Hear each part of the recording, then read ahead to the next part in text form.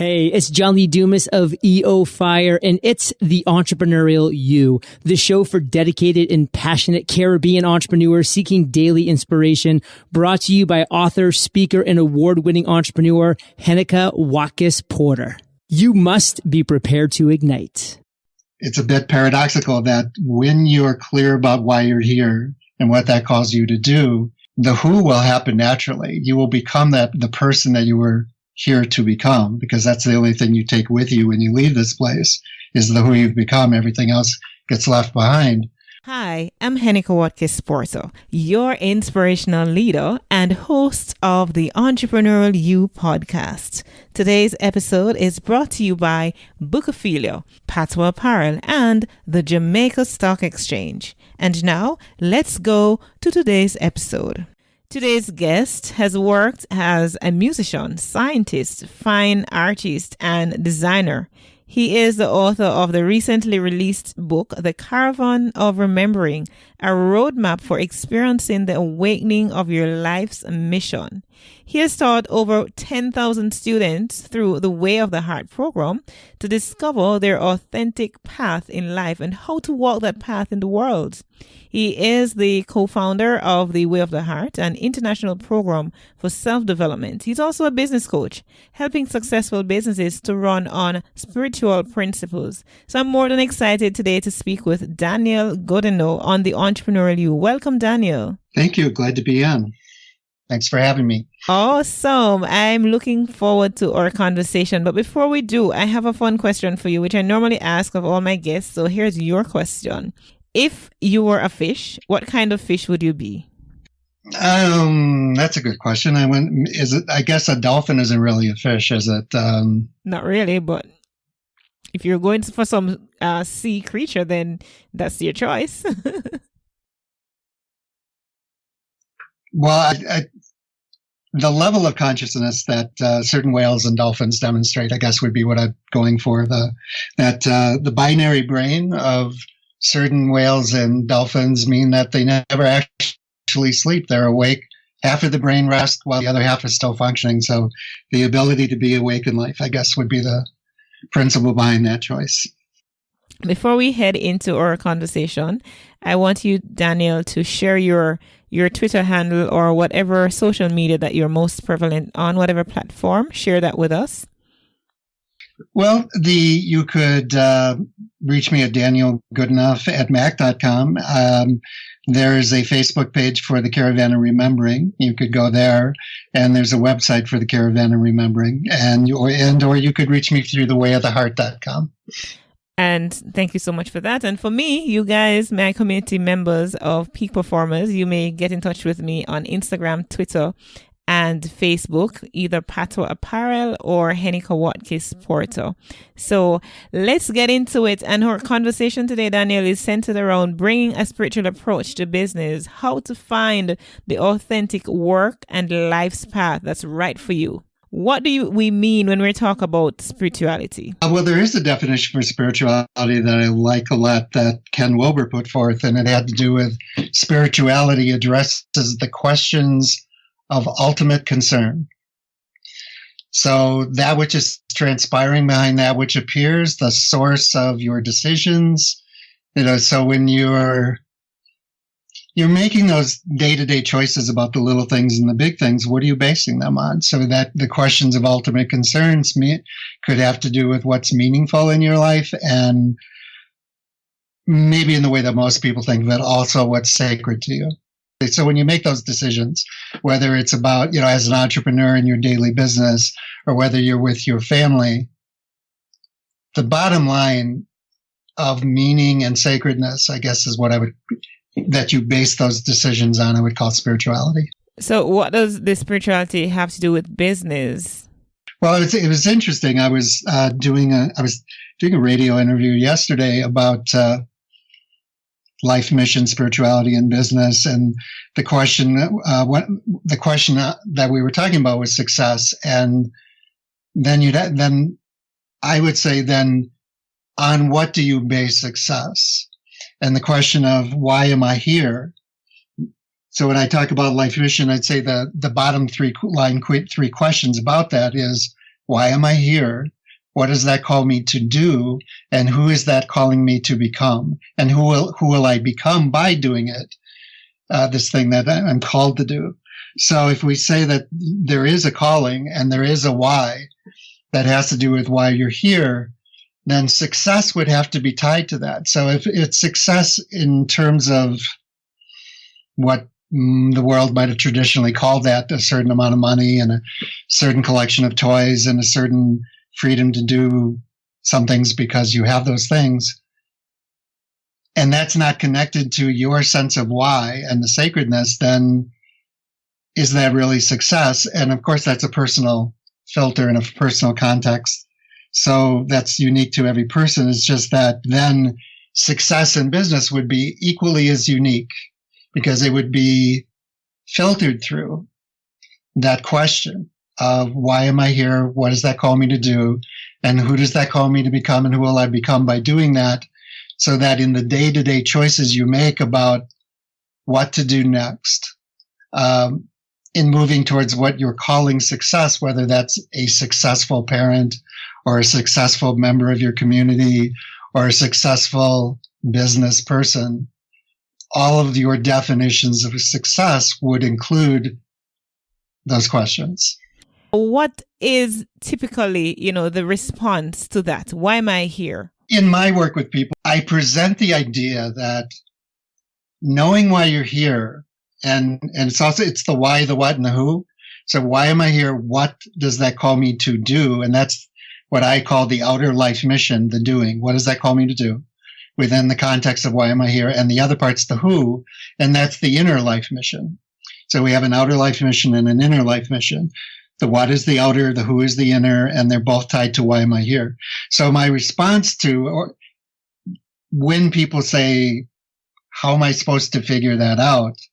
Is that it's a move from that being some mysterious thing that only the lucky few can know, like lightning strikes and something falls out of the sky and suddenly you know why you're here. I bring it back to what I call skill development.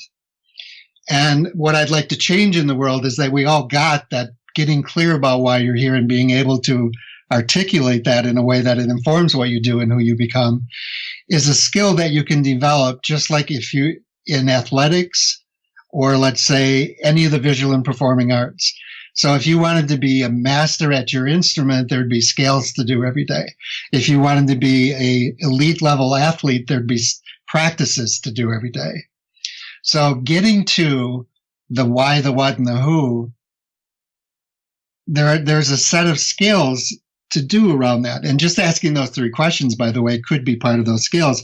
It also could be, for instance, when you say, I love doing that, or I love being with these people, or I'm inspired by these people, then the scale would be, okay, great. You love this activity. You love this person. You're inspired by this.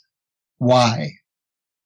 And that would be part of that unique fingerprint that is your signature. Let's say your soul or spiritual signature that's unique to you. The why you love that, because not everybody loves what you love. That would be a skill. What's your favorite story or what's your favorite movie? Knowing what that is isn't as important as why do you love that movie? Why is that your favorite story? What in that story speaks to who you are and what you're called to do? What do you dream about when you're bored? What do you find beautiful? Why do you find it beautiful? And what do you dream about when you're bored? Why do you dream about that? And what is that calling you to? And if money wasn't a question, you knew you had enough, what would you do? What's the question at the center of your life? They say that, speaking of spiritual matters, that the Buddha waking up, he wasn't searching for enlightenment. He was searching to the answer to 4 questions. He was searching for the answer to why do people get sick? Why do people grow old? Why do they die? And at the moment, the 4th question is coming. And his being all in on searching for the questions at the center of his life, waking up was a byproduct. And that's one of the other things I say about doing this pursuit of the why am I here? What does that call me to do? And for the inner, who is that calling me to become? And who will I become by doing the what? Because what you do changes who you are, which changes what you do, which changes who you are, which changes what you do, and around and around. So they're meant to go together. So these things like, what do you love? Why is your favorite stories? What's your favorite movie? What do you find beautiful? What do you dream about when you're bored? If money wasn't a question, what's the question that's at the center of your life? What's the one thing you'd like to change in the world? If you were to describe your ideal day, week, month, year, why would you say those things? Those are all scales. And I literally have thousands of those that I've collected over a lifetime, that if you do them every day and you hold your attention on your intention, hold your commitment to that intention to fully articulate, why am I here? What does that call me to do? Who is that calling me to become? And you do your scales every day, just like the elite athlete doing their practices every day. You can become masterful at what I call the skill of embodying your reason for being here. And you can do it artfully, beautifully, and sacredly. A life of meaning and authenticity is what we all strive towards. Now, what is the best way to tap into our talents and desires to create this life of meaning and authenticity? Well, I'd say the first thing is doing the kind of scales that I'm talking about, the inquiry, holding the inquiry for who you would most want to be, who you're called to be, and how that applies to what you imagine at this moment your dreams are and what your goals are. And corresponding, the authentic part is saying, back to the success part. For the success to really be correlated to the question that's at the center of your life, for your success and your goals to be authentically both sacred and aligned with why you're here, you'd have to be constantly asking yourself that question. And I mean that in a good way, not constantly as a burden, but as the gift, that the attractor that's holding your attention is, if I said I wanted to love what I'm doing and that would authentically be moving me towards what I'm calling my goals,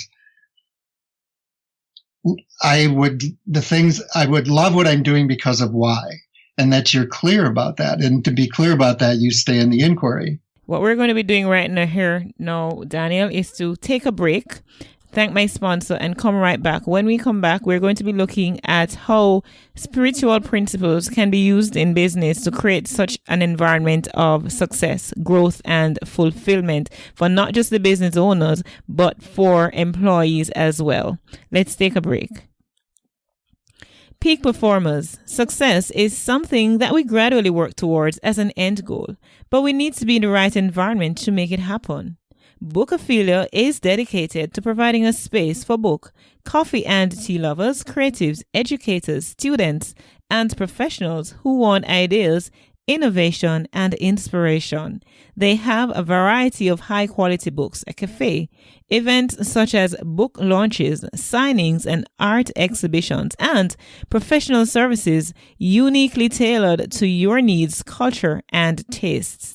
Their environment provides for the full literary arts experience, allowing for multifaceted creative expressions. Find them on Facebook, Instagram, and Twitter at Bookophilia. Welcome back. Do you want to see the world filled with better leaders? Filling the world with leaders worth following starts with you, and you can be that leader in your company, organization, or community. On May 4, 2018, join more than 100,000 leaders from around the globe at the world's largest leadership event, LeaderCast Live. Broadcast live from Atlanta to a community near you, LeaderCast Live will allow you to learn from leaders like Andy Stanley, Michael Hyatt, and Dr. Jim Lure.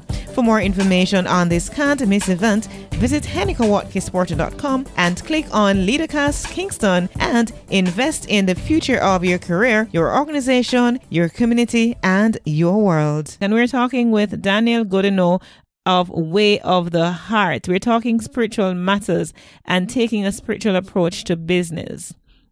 Let's continue our conversation, Daniel. Welcome back. Thank you. We want to know, how can spiritual principles be used in business to create an environment of success, growth, and fulfillment for employees? Well, if you're saying that they're employees, then there's a certain amount of stewardship implied around the way you're doing business, and that the way how you're getting your service or product to market is in harmony with caring about your employees and the people that are receiving your service or product. I might start with saying that if it's about spiritual principles, then whatever that means to you, whatever word you have for the sacred or for the source of the sacred, where I often start is that there is this awareness that transcends our figuring it out mind. And our relationship to the source of our being, whether you call that the ground of being or the great void or Holy Spirit or Holy Ghost or whatever word you have for that sacred intelligence that we say is spiritual, then it's about the conversation you're having in the book of life about making the decisions about how you're running your business. And what often happens is that if we separate that out, if we say that's a separate conversation from how you run your business, then often you separate yourself from the conversation with the source of life and that which is transpiring behind that which appears. And how do you include that in the conversation? And I often say then, being clear about your intention for your business and being clear about your intention for caring for your employees and caring about how your service or product moves into the world. If you're clear about that intention and you're clear that you want that to be a conversation you're having with spirit, you state that intention and then hold your attention to that intention, and where that conversation happens is what I call the book of life. So then once you're in that conversation, everything speaks. And then how things align and the patterns that emerge from that leads to action indicated. What do I do and how do I do it is then within the context of why I'm doing it. That's in the context of your intention. And spirit will then, whatever word you have for that, spirit will show you. And it will turn up in maybe something someone says or something you see or something you notice. So that's kind of the key. What do you notice? You notice out of the 10,000 things that are happening around you all the time. Why did you notice that you noticed this? And what does that have to do with your intention? And if you start tracking that, that would be one of the ways I talk about. You could say paying attention to the clues or paying attention to the weave in the tapestry of life, whatever your metaphor is, tracking what you noticed in the conversation you're having with spirit about your intention for your business. And that's where I always start. You're really saying it's about being aware and being conscious of what is happening around you and inside of you to make that correlation between the two. Yes, absolutely.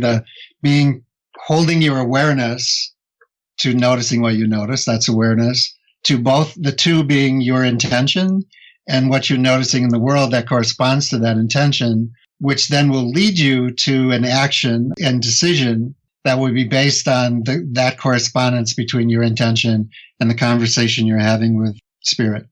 In our response to the question, why am I here?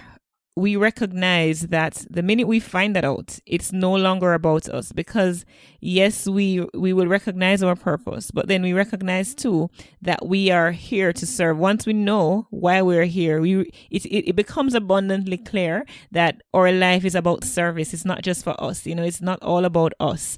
How can we live in a way that is fulfilling to ourselves and serve the world at the same time? Many people say it's very important to them to be happy in life. And the paradox is that you can't actually directly go for happiness because happiness is a byproduct. You become happy that's why people are happiest generally when they're in service, because the happiness is the byproduct of being in service. And if you add to that the service you're employed in is deeply connected to your knowing about why you're here and what that's calling to you to do, then the byproduct of that is that you will feel fulfilled, you will find the meaning, and you will be happy.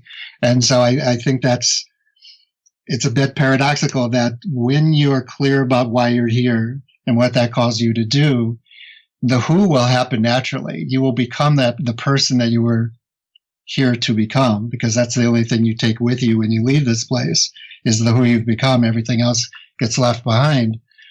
And so then, yes, now you're in the conversation with spirit about, well, how do I do that exactly? How is that going to unfold? And that there's a real richness of meaning and reward and happiness and peace of mind that comes from the surrender to, as you said, it's not about you anymore. And the paradox is because happiness and peace of mind and those kinds of things are the byproduct, that all just happens naturally. What would you say to those who, are having a challenge being in touch with spirit, as it were, and just living a life on autopilot, kind of a mechanical kind of way? What would you say to those persons? Well, I would say that the reason you're having trouble connecting with spirit is that you are operating on autopilot, that you would have to actually commit to not being on autopilot, which is easier said than done, certainly.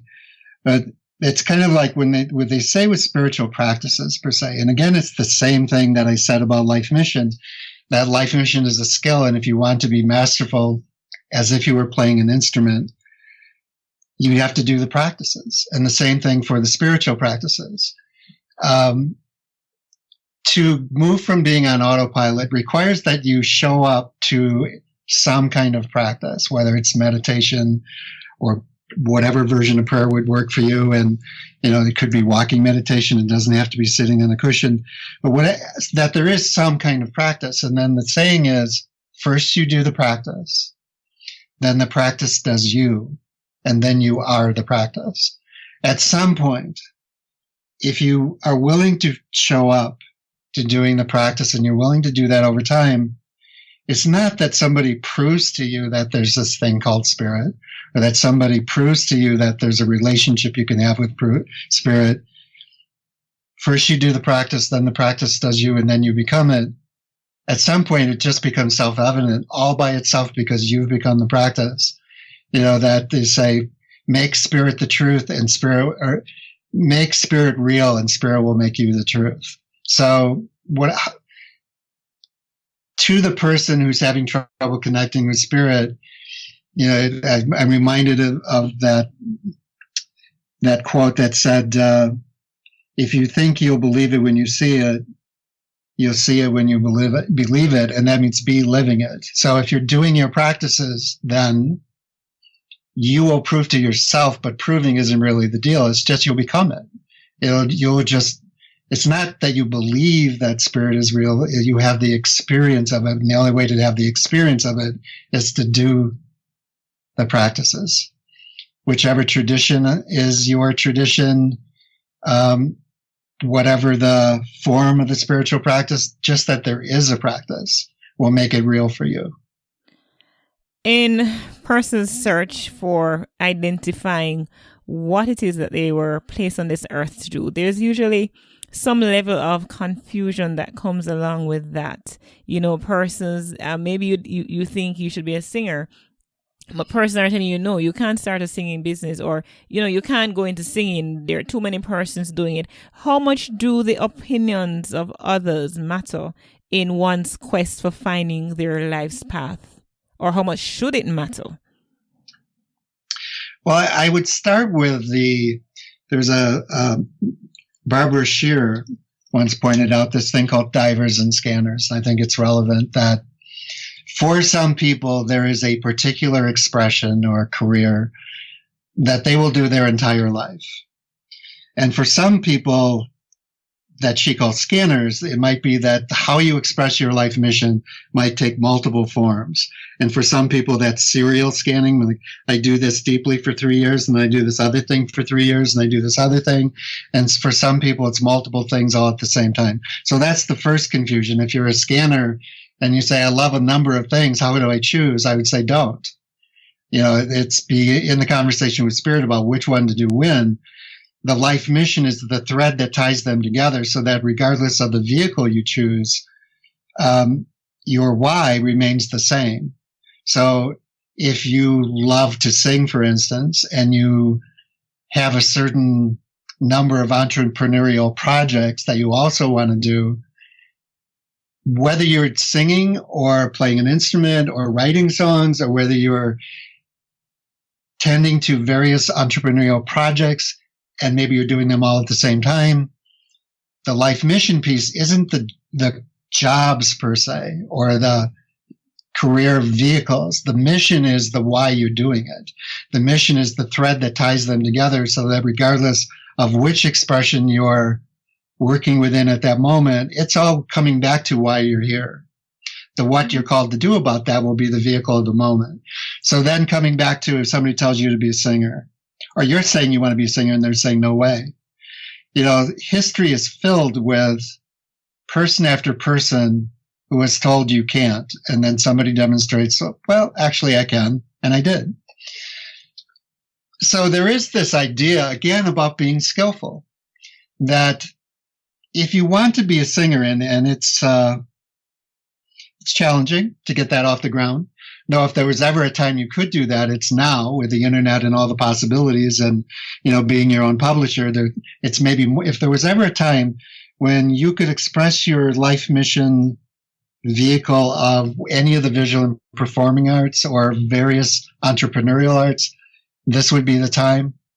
So what I would say then is hold the vision, because if you have that as a vision and if it's what you're meant to do, it's never accidental. You were never sent to do something you can't do. So, that old phrase, if you can imagine it, you can do it. So if you want to be a singer, hold that vision and then hold your attention to that intention while you're holding the question of, well, how am I going to do that? And so you build your skills, and maybe it does happen that happens while you're doing other things. The time-honored tradition of the day job, and also that you're constantly holding the question and the conversation with Spirit, because if Spirit wants you to do that, Spirit will open the doors. But you have to be home when the package arrives, which means you have to hold your attention on that intention. Because if Spirit delivers an open door to you, but you're not paying attention, I don't know, in the States at least, if FedEx or Purelator or whatever the service is brings a package to your door and you're not home, they'll leave a note the first time. And the second time, after the third time, it's return to sender though. And that can be the same thing with your conversation with Spirit about your career in the arts, being a singer. If Spirit opens the door for you, but you weren't home when the package arrived, after a certain number of times when you weren't paying attention, that opportunity gets returned to sender. So how important is it, other people's opinions? Only relevant in that you say to yourself, is there a piece of that I might take as something useful to consider? Otherwise, let it go. Hold your attention to the intention. That's amazing. And we're coming to a close, Daniel, and I'm going to ask you to just give us your final thoughts on just, the spiritual approach to business, finding authentic work and life's path. Your final thoughts on our subject today. Well, as a final thought of spiritual and authentic approach to business and success, they won't be success, really, unless it does have something to do with what is meaningful and addresses the questions of ultimate concerns of your heart and has some sense of connection to why you're here. And it can be on your way to. So the thing about life mission or life purpose, if you prefer, is it's a direction. And so it might be that there's a project that you're doing now that you might not say is the entire representation of my soul signature. If it does correlate to it though, and it's moving you toward the intention you have of embodying your reason for being here, then hold your attention on that intention, and to the best of your ability, hold that context for why you're doing this particular project, using this vehicle now. Be clear in your heart about how it does apply to your why, and then it will feel like success. Otherwise, you might be one of those people that you get to the top of the proverbial ladder and it's leaning against the wrong wall, and that's a cliche, but it's just, then it's like people so often say, is like, really, is this all there is? So that you don't say that to yourself. Hold your intention that it hold your question, be empowered by the question of what's it for? Why am I here? Who does that call me to be? And what does that call me to do? And don't find ourselves at the top of the ladder, leaning on the wrong wall. An interesting point in which we will end our conversation for today. Thank you so much, Daniel. But before we go out, let me ask you again to remind our peak performance community of your contact information. So you could reach me, Daniel Goodenough at mac.com or Daniel Goodenough at The Way of the Heart, or you could find the book at thewayoftheheart.com. It's available on iTunes, Amazon, Barnes & Noble, Nook, and Kobo. Thank you so much again, Daniel. Goodenough. It has been such an awesome pleasure of mine to have you on the Entrepreneurial You, talking about matters of the heart, spiritual approach to business, finding that authentic path in our lives and work. Thank you so much. Thank you for having me. And now, a word from our amazing sponsors. We needed to raise capital, but our experience with local financial institutions was that they were cautious and slow to act, and interest rates were far too high. We had real concerns about financing our business through outside equity investors and the possibility of interference. Could we get a fair valuation for our business? We had our own ideas about the business and its value.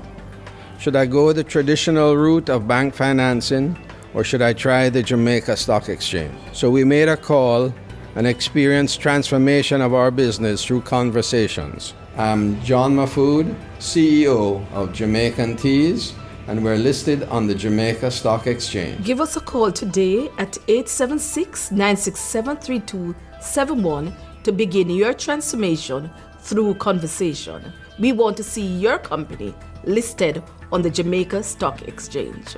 What do you know? We have come to the end of another great episode of the Entrepreneurial You podcast. I trust that you learned something and that something resonated with you so that you can share with others. And speaking of sharing, I'd so love for you to leave a comment on the show notes page of each episode. Well, we're talking about this one in particular. Leave a comment at the end of the page so that when you go the topic, you click down. And at the end, there's an option there for you to comment. If you're accessing through iTunes, then by all means, I'd love for you to leave a rate and review. That will keep us as a top-rated podcast. It means a lot to me for you to help me out in this way, right? I know you are listening from all over the world, and I so appreciate it, from Japan to Germany to India to Pakistan, everywhere in the Caribbean, in the United States, in Jamaica in particular. Big up my Jamaican peeps.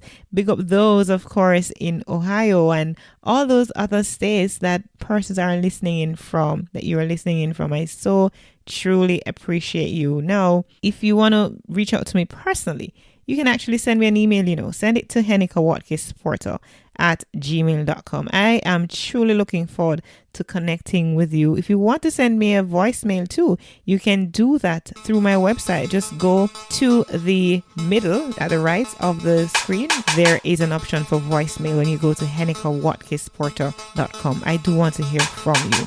Remember, you were born to win, but to be a winner, you must plan to win, prepare to win, and expect to win. Walk good.